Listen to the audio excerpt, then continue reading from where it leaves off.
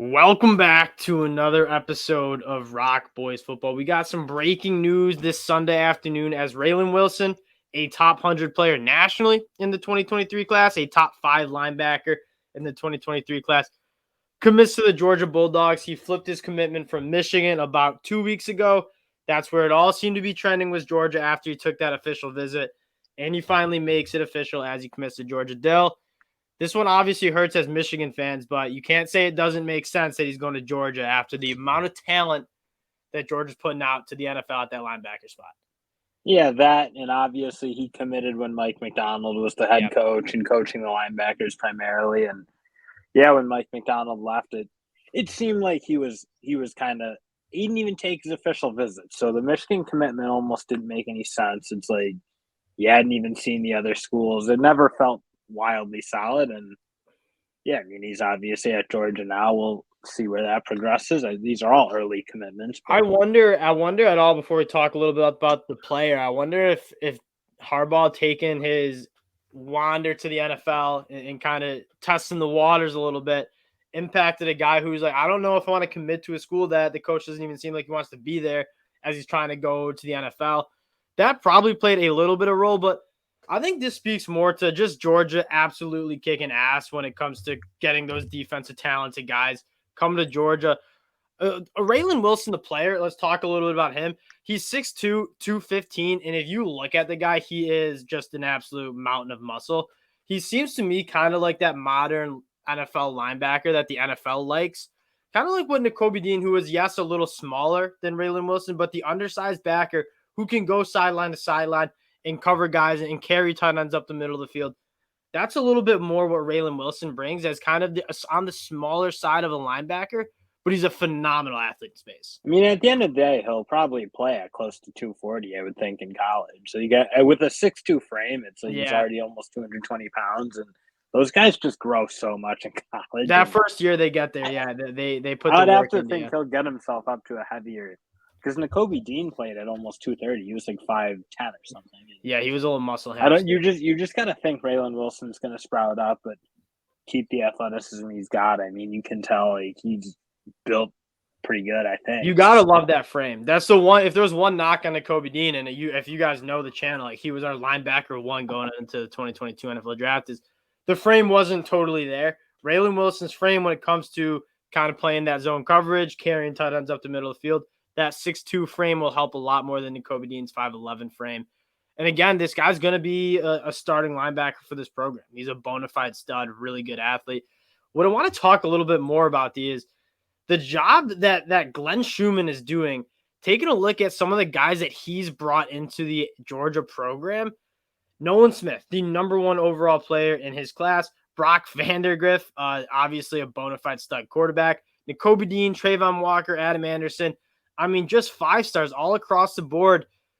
Glenn Schumann's got to be one of the hotter names in college football when it comes to maybe being that next young DC.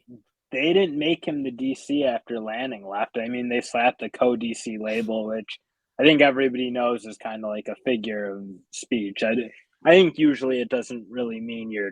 I think it helps with your compensation. But like, you got to think this guy's going to want a big job and probably get his hands on a big DC job.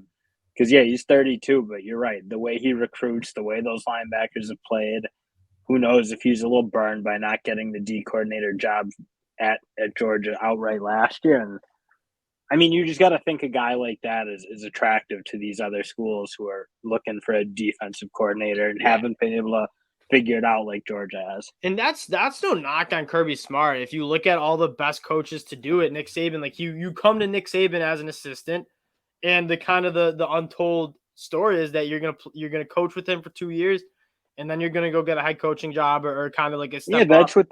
That's what these premier programs do. You don't go there to coach defense for 15 years. You go to Georgia to kill it and then be the head coach. And that, I don't think Kirby Smart is mad about that. If he can put guys in head coaching spots, he can get the next great D coordinator from whenever he wants. So it's not like a bad thing for Georgia that this guy's probably going to leave, because they're just going to probably be able to reload it with an equally good coach and just keep the train going. And no doubt, let's be honest, Kirby Smart's the leading force in the recruiting and how this defense looks.